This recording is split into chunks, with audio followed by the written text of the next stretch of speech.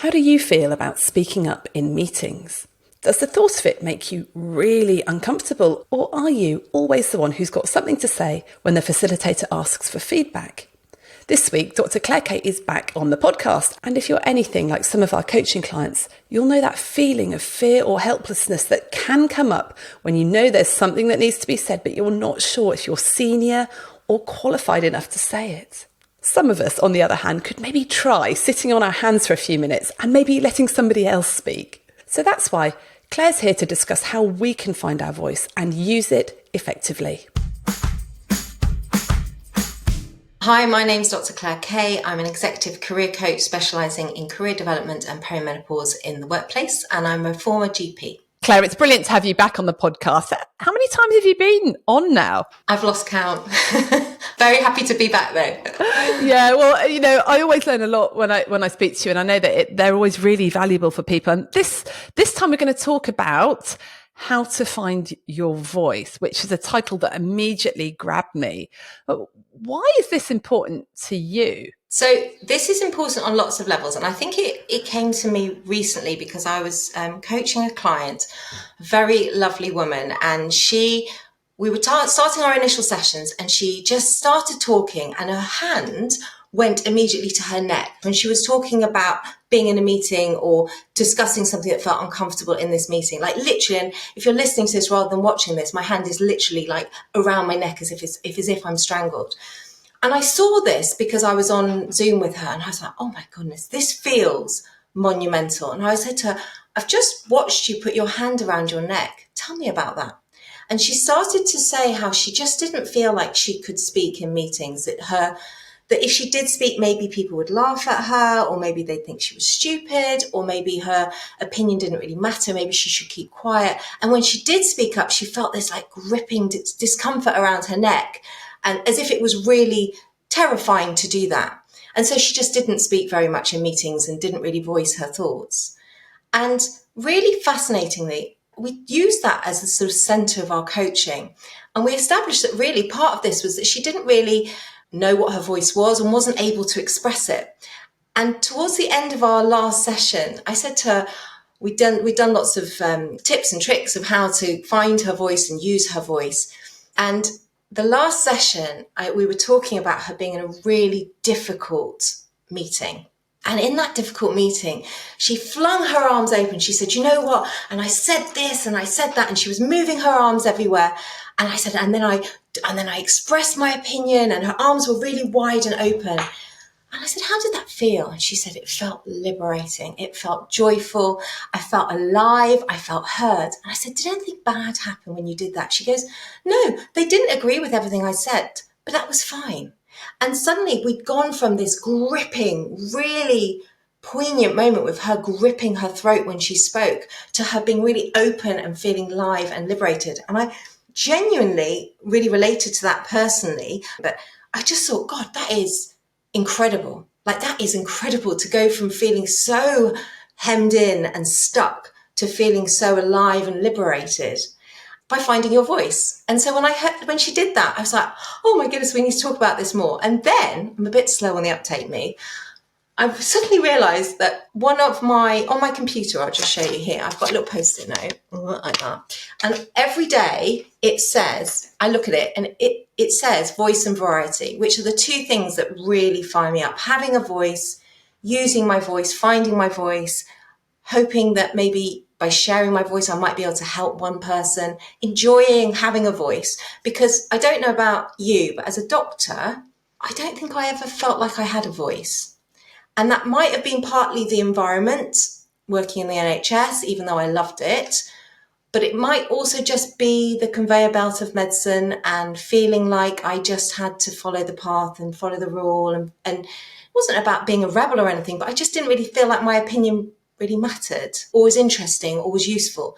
And it was only really when I became a coach that I found my voice. And it was kind of scary and kind of amazing. And I just thought, oh, that's really important. And then my third reason for wanting to talk about this is my daughter, who is 11, gets the Week Junior, which I would thoroughly recommend to anybody. I'm not sponsored by them, but I think they're brilliant. And this week's cover was all about children finding their voice, and not just about environmental issues or, political things, but really finding their voice about understanding what they enjoyed and what sparked them, lit them up, and how to share it in if they were an introvert, or how to share it if they were an extrovert. And I just thought this feels like a really important topic to talk about. I'm just thinking how helpful that week Junior magazine would be. Maybe we all should to read it. We all ought to read it. I love the week Junior. I have teenagers now, so we have the week Senior, and that is actually. Side note: if you find watching the news distressing constantly, the bad stuff in your inbox, then what I do is I don't look at the news in the week. Well, during the week, I look at the news in the week on a Saturday. I read it from cover to cover, and that is enough. And you get a really lovely spread of stuff. So that's just a side note. How wonderful as a child learning how to speak and express an opinion, because that just is something we are not taught how to do at medical school, right? Yeah, I don't think we're ever taught how to do it. And I think a lot of it comes from knowing who we are. And I think maybe I'm generalizing, maybe I'm wrong, but my experience of going through medical school and being a doctor is that we give so much to other people. We're really great at that. And we have a voice in the consultation, but actually knowing who we are, knowing what we stand for, our values, our purpose, what drives us, what fires us up, what our strengths are, what we bring to the table, what value we add. In my experience, bear in mind that I coach and speak to doctors every day, all day, my experience is that doctors are not very good at that bit. We're not very good at knowing who we are and what we stand for. Maybe not in all parts of our lives, but certainly in some parts of our lives. And I think even if we do know who we are and what we stand for, it can feel really hard to speak up. So I think there's two aspects for this. For some people, it's finding their voice, and for other people, it's actually using their voice and being able to use their voice in a way that allows them to accept rejection if it doesn't go their way. Because this isn't about always being right and being really dogmatic. It's just about being able to express your thoughts. And I think it's also about being able to know how to use your voice that fits with your personality. And that also can feel really hard, because if you're slightly more introverted, speaking up in a meeting might feel really, really hard. But maybe if you're more extrovert, that might feel easier. But maybe if you're more extrovert, perhaps you'll come across as slightly overconfident or overbearing, which means that people don't necessarily listen to your voice. So it's about all those bits thrown in, which makes it really sometimes feel easier not to find your voice or not to use it.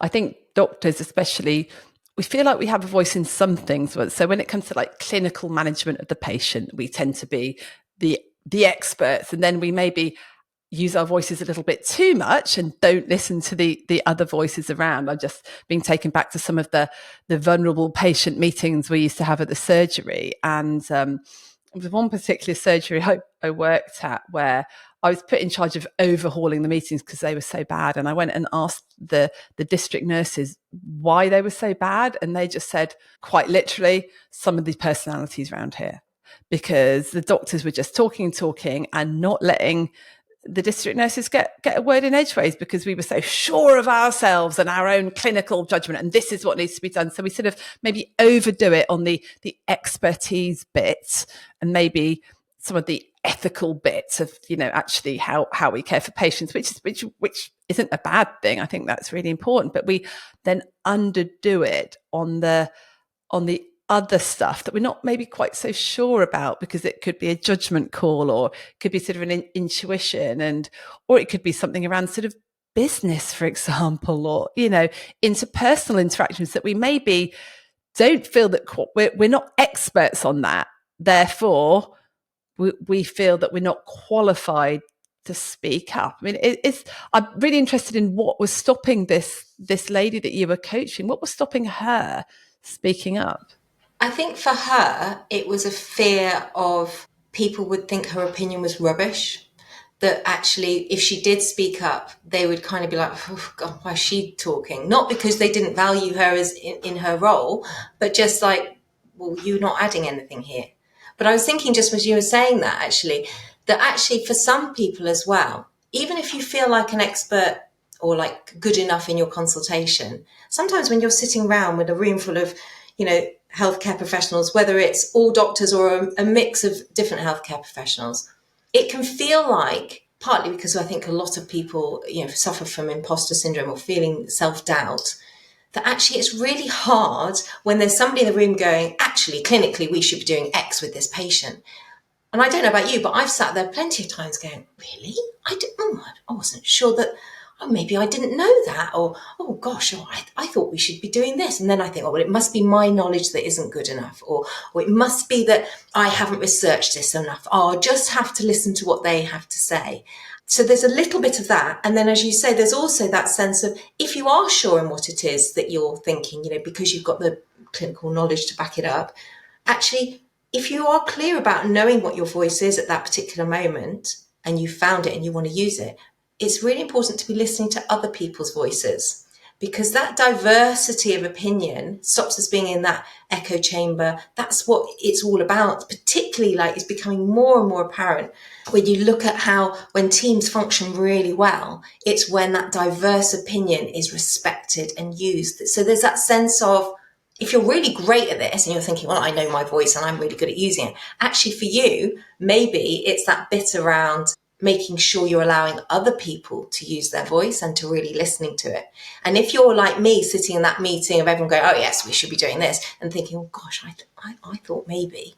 Actually, it's okay to ask a question. It's okay to offer a differing opinion, because that's how you get better and more successful outcomes. So I think there's a lot in that. And then there's all that bit that you were talking about, which I think is really poignant, about that you might feel really good at using your voice around the clinical, say if you feel really confident about that side, but maybe you'll really have no understanding about the business side of it. Or maybe you have no understanding about, there's a lot of conflict between two people in the room or something, and that feels really scary. So you shy away from it. And actually, sometimes leaning into those things and thinking, what do I think? And actually thinking, oh, that's still valuable. Okay, maybe I could share this in a way that feels non-confrontational, maybe, at the right time in the conversation, but actually maybe I have something to add here.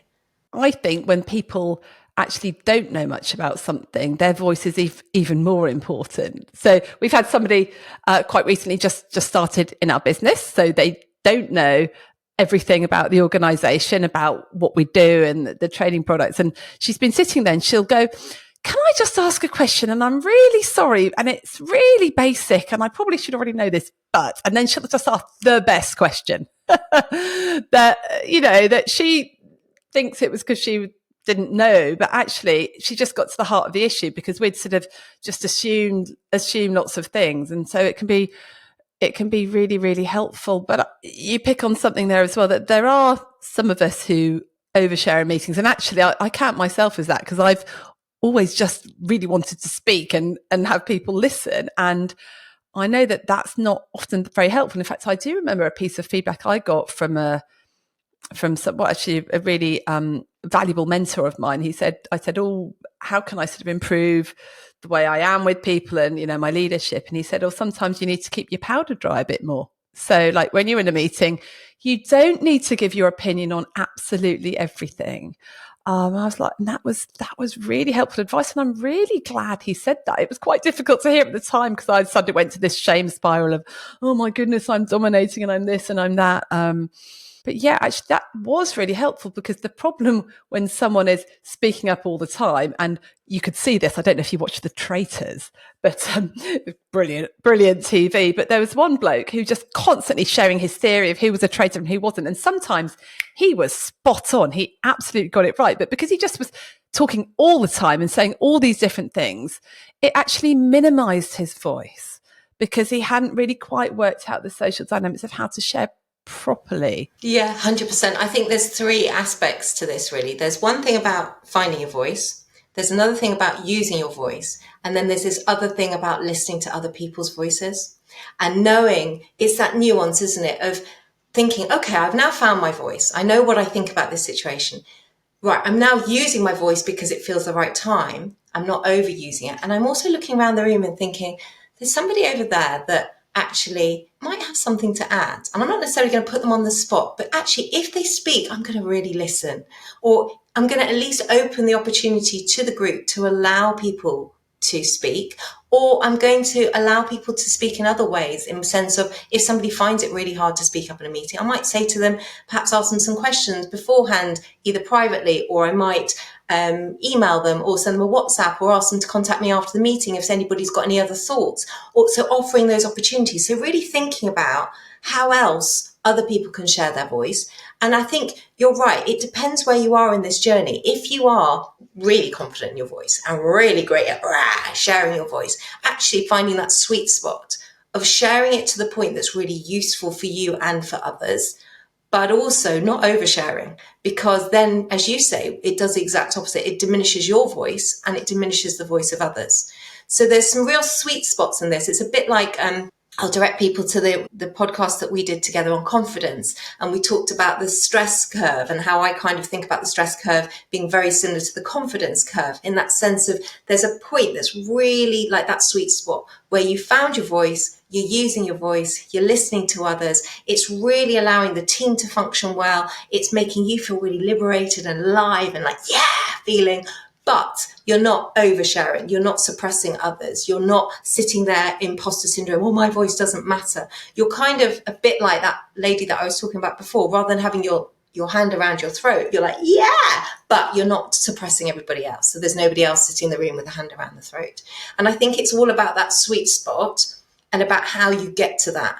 And I suppose it's really, I suppose the most useful starting point to this is to really think about, as a listener here, of where are you in this journey? Are you sitting there thinking, well, I know what I think, but I can't use it? Or are you sitting there thinking, I literally sit there talking to people and thinking, I just don't know what I think. I don't know what I stand for. I don't know who I am. Or are you like, yep, know who I am, know what I stand for. Oh, hang on a minute. I'm really not considering other people's voice here. And so I think it's really useful to see where you're sitting and then to start saying, okay, I'm in this category. Now I need to start working on X, and then we can start to move forwards. So how would you even start with somebody? How did you start to help this lady, as a coach, gain that confidence or know herself even better? What was it that really helped her? So I think for her, it was about really dialing backwards and working out what it was that she was trying to say.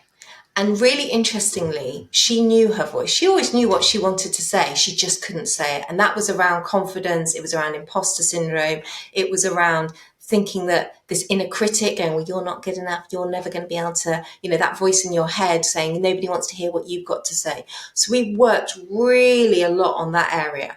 And actually by really dampening down the inner critic, by doing some role plays together in a really safe environment. And I can hear almost every listener going, no, thank you, I hate a role play. We all hate a role play.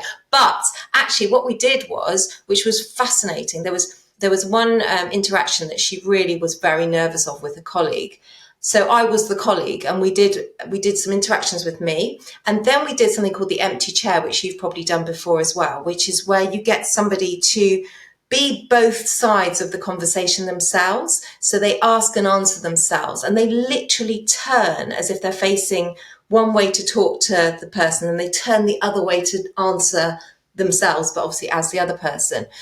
And it was incredible because when she did this, she suddenly realized that the other person that she was so terrified of actually was like, oh, okay, that's fine. I'll take that away and have a think about it. She wasn't judging her. She wasn't overly interested in what she was saying. She was kind of just in her own paradigm, in her own story. And actually, when she realized that this other person wasn't going to be obsessing about everything she'd said and, like thinking she was such a bad person for saying it, she was like, oh, well, that was an easy conversation. And fascinatingly, she went and then had that conversation, and we'd created some sort of scenarios of how the conversation might go and what might happen.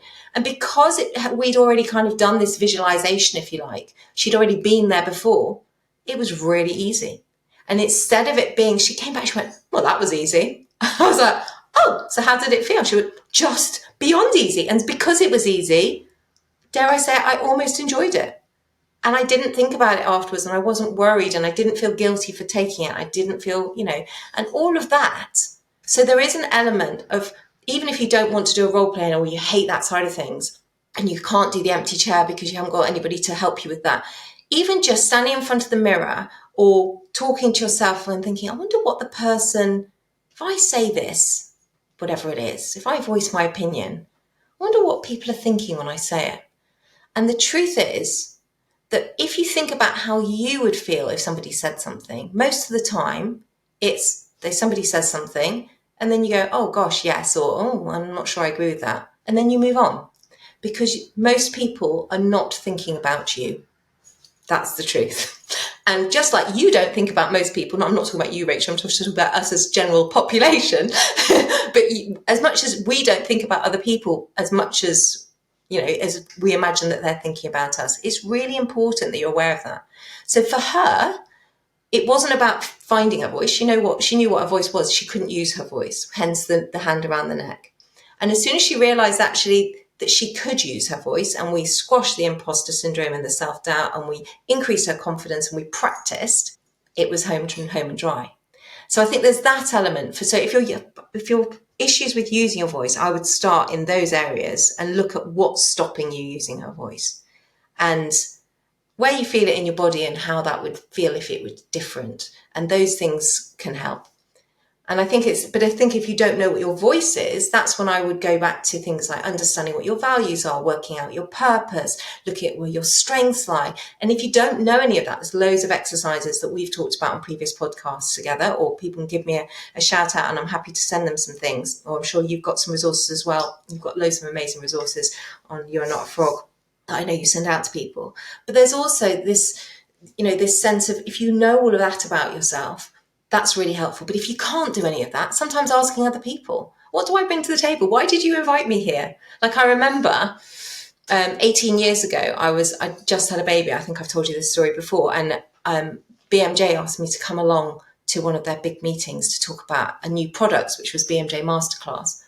And I literally sat in that meeting thinking, I don't know what to say. I have nothing to add. I don't know why I'm here. I've just had a baby. I don't even really know my own name. My boobs hurt. Like, this is just, what am I doing here? So I just smiled and nodded because I really felt like I didn't have a voice. Not because they made it feel that way, just that's how I felt.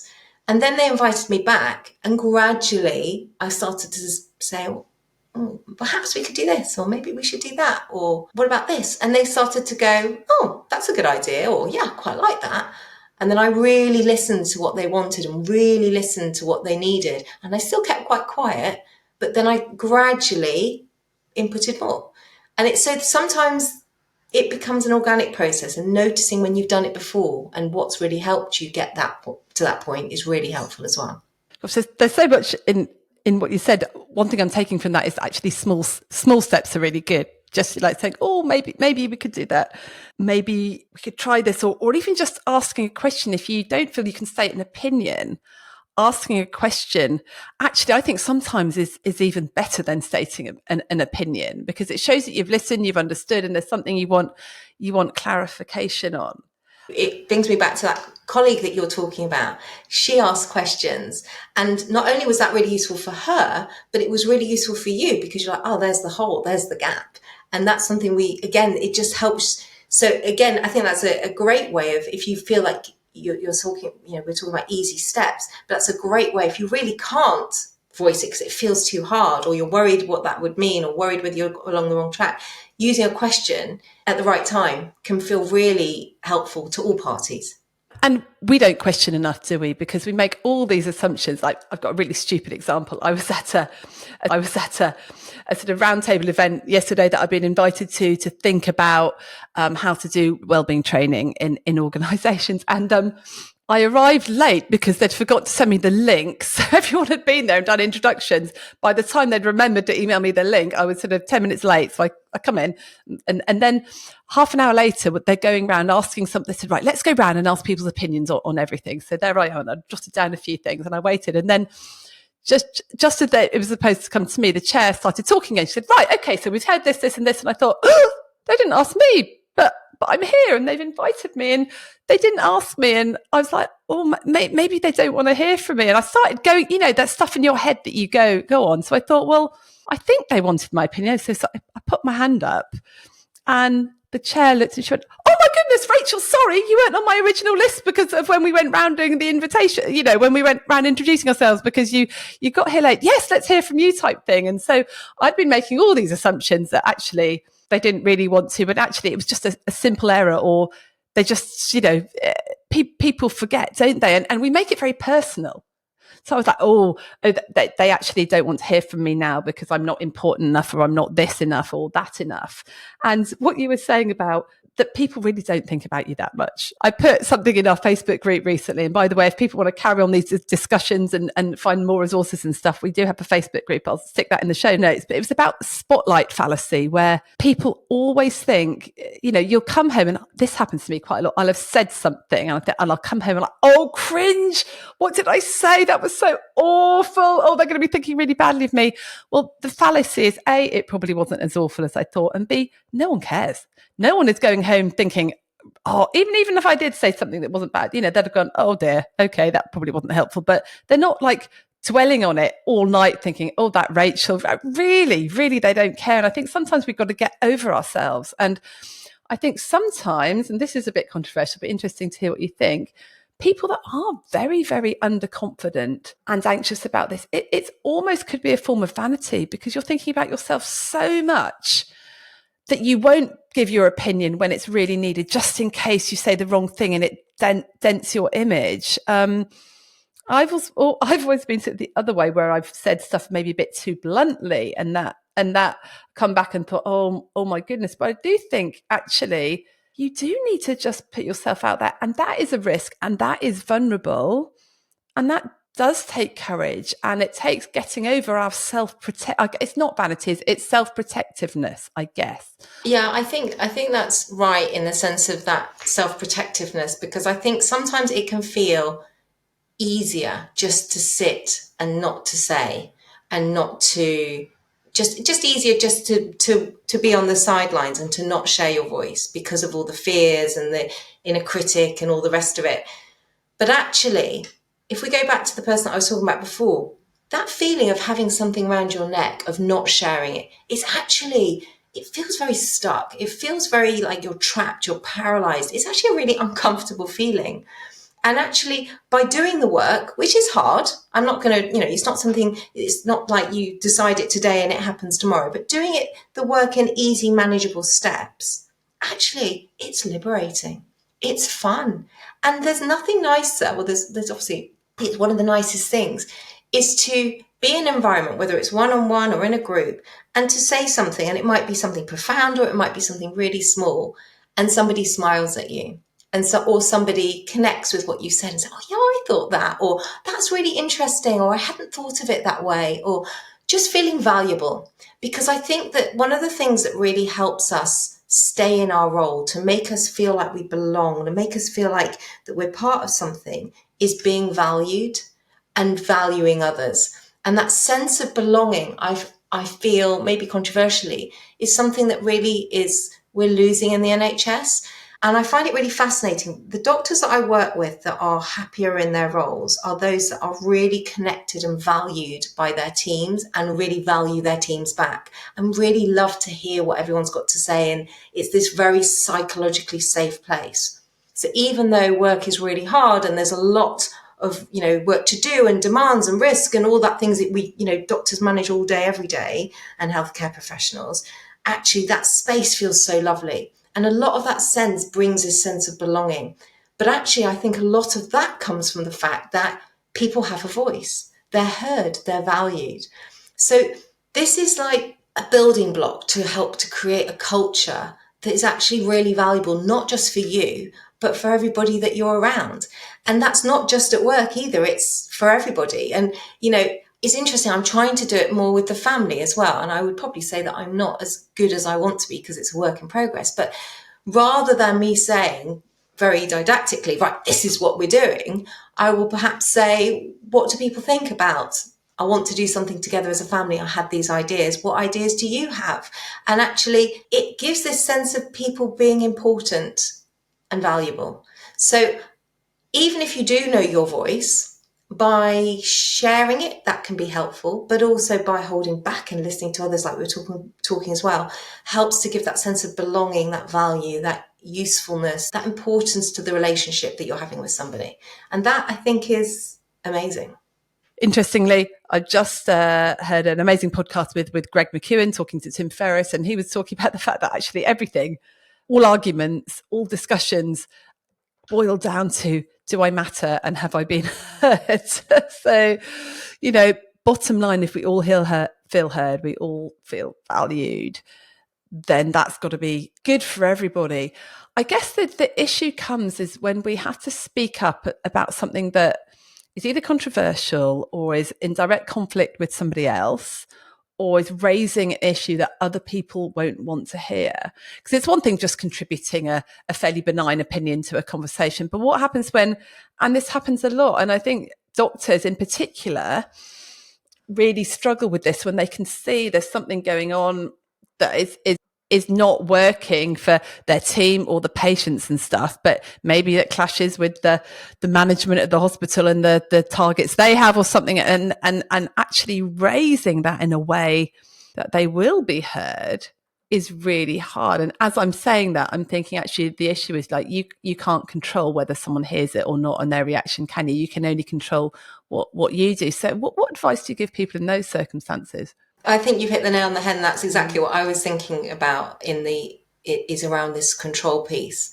Because actually, if you find your voice, then you use your voice. There is risk that comes with that, especially when you're in a more controversial situation or where there's difficulty with, going on around you in an environment that you perhaps have less control on. So your voice might be rejected. And I think the first thing to say is that's okay.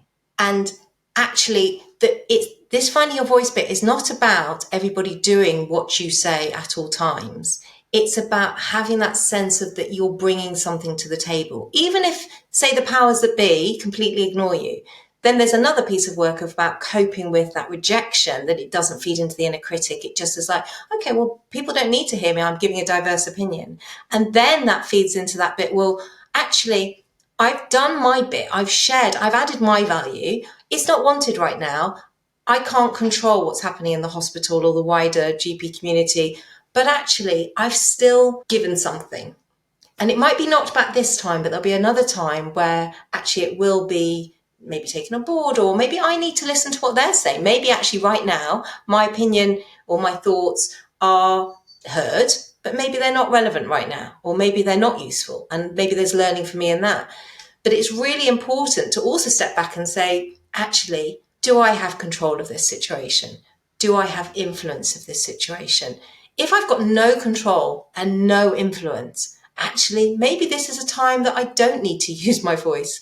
Maybe I can have a thought process about something that's going on that was out of my control and just vent with somebody that, oh my God, it's so annoying or so frustrating what's going on. And that's still using your voice, but in a different way, rather than like bashing your head against a brick wall. So it's this understanding the nuance of using your voice and understanding it might be rejected, looking at where the control and the influence is in the situation, pulling back from not using your voice in that sort of, if it's not the sweet spot of using your voice, and recognizing when to use it and how to use it.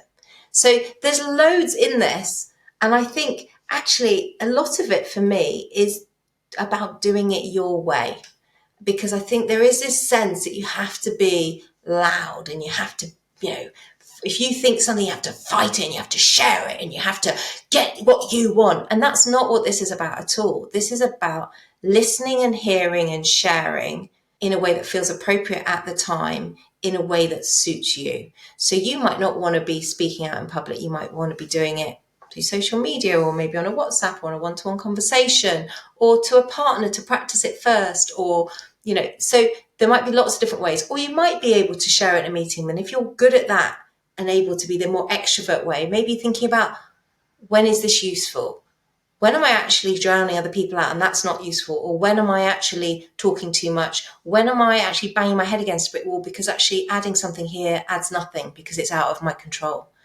And just using it in a way that's the sweet spot. I like that. You're actually talking about picking your battles, aren't you?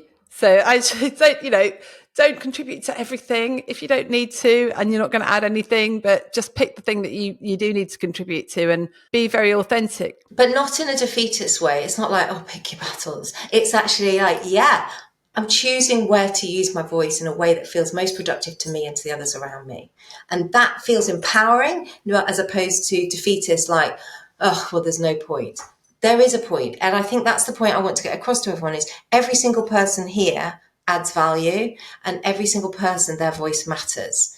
But it's about using it in the right way, finding it, and listening to other voices and reassessing what you're thinking. So it's that sense of sort of learning and growing and listening that comes with using your voice. I think there needs to be a bit of a health warning around this as well, particularly for doctors, because the podcast we did, oh my goodness, I mean, years ago with Dr. Joe Bircher, who's wonderful GP in Manchester, and is a lead for the GP Excellence Programme in Greater Manchester. And she was talking about leadership. And I think doctors have a great deal of power. And, senior professionals have a great deal of power. If you're in a group and you're the most senior person there, if you voice an opinion, it's then very difficult for anyone who feels themselves to be below you in the hierarchy to then contradict that opinion or voice something different. So I think you do have to be conscious of the context in which you're speaking. And sometimes even just hold back and go last if you are one of the more senior people in the room, so that you're encouraging other people to say something, and actually realize that you probably have quite a lot more power than you think you do. So some of those throwaway comments might not be quite so helpful. So I think that's another reason to keep your powder dry and to pick your battles, because if you have to weigh on everything, you might end up making someone else feel undermined when you didn't need to. I think that's really interesting. Actually, I do a lot of work with corporates, and I went to a meeting recently with somebody that I thought was like, a little bit scary. Like, they were lovely, but they were, in their position on their CV, that's quite a scary position. And they were so skillful, because actually what they did is that they just were firstly really down to earth, but then they held back from the conversation, just like you're talking about, allowed the newer voices to be heard. And then they were like, oh yeah, I really like what you're saying. And, just sort of so that giving that value back to people that they've been heard. And then they shaped the conversation and added their 2 pennies piece. And then it was like everybody was important in being there. So I think that that's really useful. But I also think we need to go back to that person that's sitting there who's thinking, I just don't know what I think. Because again, it can be really hard. Like you were talking about, that you got missed in that meeting yesterday. But some people, I think, sit there and think, I just don't know what I think in this scenario. And being asked that can actually be really terrifying. So if you're sitting there and somebody says, Claire, what do you think? And you think, I just don't know what I think. And I think that's when you start to need to be thinking more about the purpose, the values, the strengths, but also starting to say, this just might not be an area that I know much about. And coming back to that questioning bit, or saying, or having some phrases in your toolkit that you can say, I think some really interesting points have been raised. I think I'd like to just go away and do a bit more research to really understand where I sit on this and then get back to you. Or, just really sort of thinking about, actually, you don't have to weigh in with something just because you're put on the spot. And I remember as a child, I used to belong to this youth group, and we used to go round and you had to say something at different points. And I remember being terrified, like, what am I going to say? What am I going to say? And what if someone's stolen my point? Or, in your feedback at the end of a meeting or something, and everyone says, oh, let's go around the group and talk about feedback. And actually, sometimes it's really hard to know what you think. And, so I think just taking a step back and it's okay to say, actually, the points that have been raised are really useful, or actually, I really agree with what so-and-so is saying, or I just want to take some time just to process this and I'll get back to you. All of that is fine. And that's finding your voice as well, being able to know what you're thinking right now. So just listening to that moment of, I don't know. That's okay to say, I don't know. That's good. I'm just thinking like back to consultation skills. I used to teach it a lot at Cambridge, and we used to teach students summarise. Just summarise. If you're not quite sure where you are in a conversation, just say, okay, that's interesting. So I've heard this and this and this. Is that right? And in my head, what I'm not sure about is this. And, so raising a question is almost as useful, probably actually, I think sometimes more useful than stating your opinion. And no one will ever think you're an idiot for raising a useful question in the group. And that does just show some understanding of the situation. And I think some people, their skill is, rather than having a massive opinion about something, their skill is listening to other people's opinions, synthesizing that, saying, well, what I'm hearing in the room is this, but the thing that's missing for me is this that I don't know the answer to. Does anyone know, type thing? And it's that vulnerability, isn't it? And that confidence to being vulnerable and to know that you're not actually being judged by that, but you're actually being revered by that. So, I mean, like one of the, I run a campaign called #Career Inspiration, which features women with incredible careers and talking about their career mantra and how they've, got there. And I featured Superintendent Rona Hunt. She's Superintendent of Metropolitan Police. So she's working in a very male environment. She's an incredible person. And her mantra was all around vulnerability. And it was about, not being afraid of vulnerability. So if someone like her can be vulnerable in a room full of high-powered men, often, and actually ask questions and share I don't knows and I'm interested in, but I don't understand. That is incredibly powerful. And if someone like her can do it, we can do it too.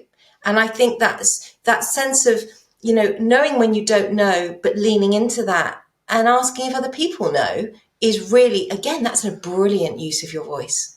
Because it not only shows incredible leadership skills, but it also empowers everybody in the room and actually allows you not to have to pretend. And it takes this feeling of having this hand around your neck. I've got to say something. Actually, it's liberating. There's a book recently out by Adam Grant called Think Again. And it's a really powerful message. I think, we think as leaders, you've got to have very strong opinions about this and that. But actually, the ability to have an opinion and then people tell you different things and the ability to then change your mind is really important. It shows clear, flexible thinking. And the person who just sticks to this one thing, despite all the evidence to the contrary or whatever, that is not actually very, very helpful anymore. So yeah, I think, vulnerability and modeling this in leadership, really important. Claire, we're nearly out of time, but I do want to just throw a scenario at you. What would you say to someone who, I'm just thinking maybe a partnership meeting or a sort of meeting in a practice or a department where there's some contentious issues being discussed and you do have an opinion, but you're just so worried about it. There's some fairly aggressive people in the room, possibly. You've got to work with all these people.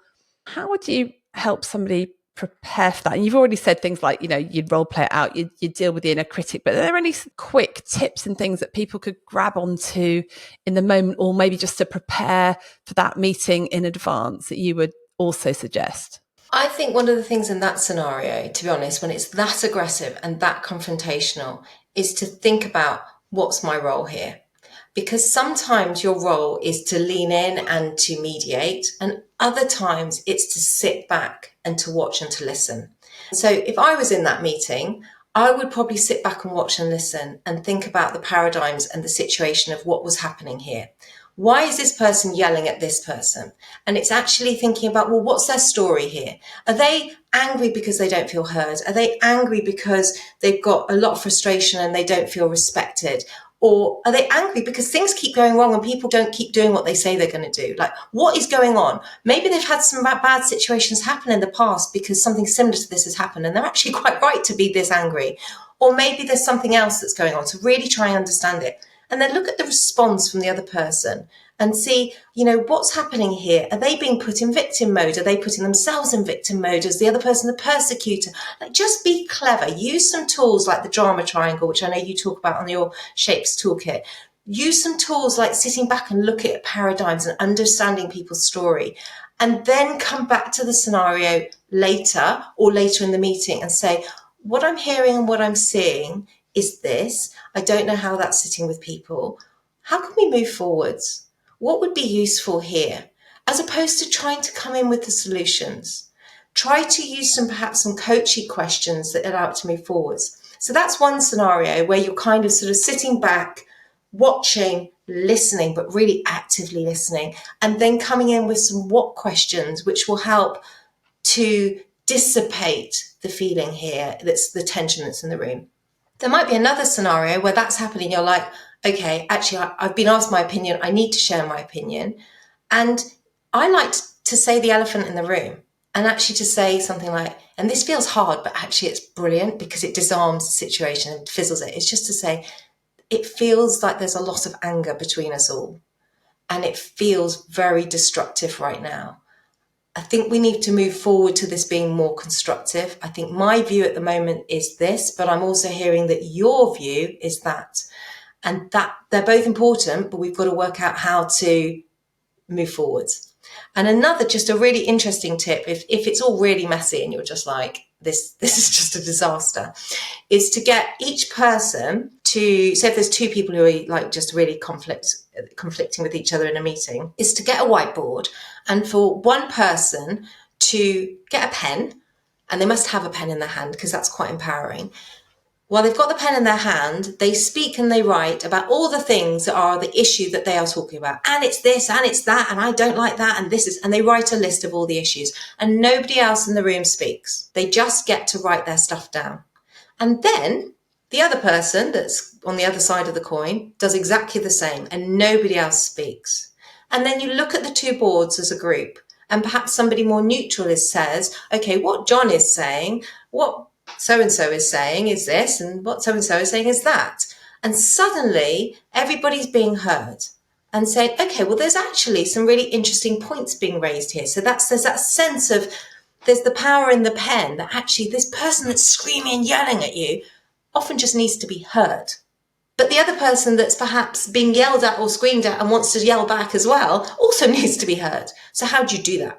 And that's a really interesting technique. So there's a sort of sit back technique. There's the weigh in technique, which I think can be harder and more destructive. And then there's the just actually using some sort of tool in that meeting to say, okay, this is the elephant in the room. How do we go and move forwards? Let's try the pen in your hand tool. There's a slight variation on that, which you could do afterwards. You could say to the person with the pen, I want you to write down now what that person's really worried about and their issues. So they then have to start saying, what's the issue for that other person? So they suddenly have to put themselves into that situation. And often once the other person knows that the other person really does understand the issue, then it's like, then they can step back. Okay, no, you do understand the issue.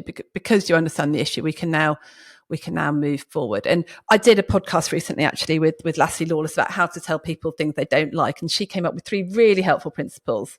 Is number 1, have unconditional positive regard for that person. So always assume that they mean well as well, even if they're yelling.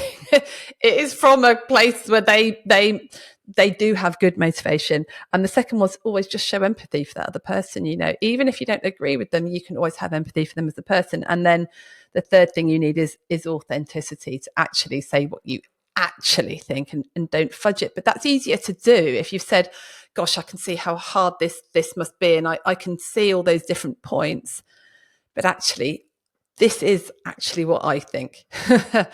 And, you know, and it'd be really nice to come to some sort of agreement. The other thing that I found quite helpful, and you can do this in meetings with people, is to totally depersonalize things. Go, actually, guys, if we just like took the people away, but just looked at the issue and you had the issue in a box on the table, what is the issue here? You know, how many points we've got, or, you know, the rotor, or this or that. Let's look at it as if none of us were attached to the issue. If it was we're solving it for somebody else, and how would we do that? That can be quite helpful sometimes as well, can't it? But here we're now getting to group coaching, aren't we? Exactly. And I think also the other thing is a lot of conflict and difficulty finding your voice can often sit in the change situation, as in when stuff is changing, which tends to be a hard time for people to find their voice or not to share their voice in a positive way. So again, we did another podcast on that, which there's lots in that about change and managing change and coping with your own feelings towards change and other people's towards change. And again, there's a lot about finding your voice in change. So I think that's another aspect just to have a think about as well, which perhaps we can touch on again another time. Yeah, that would be good. And I know something I'd like to touch on with you another time, I think throughout time, is about intuition and how you know stuff, because that's something I'm really thinking about, because often I do feel intuitively that something is the right way on the wrong way. And the times in the past year when I haven't trusted my intuition, it's been a disaster. Absolutely. It's all about that. It really is. And, you know, it's a shame we're running out of time, because actually it is about trusting yourself. If you get that feeling, follow that. If you get that, I've got something to say here, follow it, because actually you are valuable and you're important. And trusting that gut feeling, that instinct, is really powerful.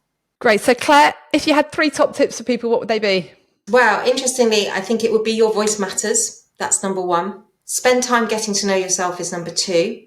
I'm actually going to do 4. I'm sorry, Rachel. I'll allow you one more. 3 is trust your instincts, because I think that is really powerful. And number 4 is value other people's voice. Thank you. And the best way to do that is just by listening and asking questions, isn't it? And we can all listen and ask questions. You don't need any particular training to do that. You just need to, if you're me, sit on your hands, close your mouth and not allow yourself to speak for a couple of minutes. Right. So Claire, where can people find out more about you and your work if they want to? Yeah, so I'm all over social media and people contact me every single day. So please do get in touch. I'm on Instagram, which is at Dr. Claire K Coaching. I'm all over LinkedIn at Dr. Claire K. And if you check out my website, it's drclairek.com. And there's lots of free bits and pieces on there, all links to lots of podcasts and articles I've done. And also you could got a link there to the contact page so you can get in touch. Do join me in the Facebook group if you want to. We'll put that in the link in the show notes as well. And Claire, thank you so much for being with us, and we'll see you soon. See you soon.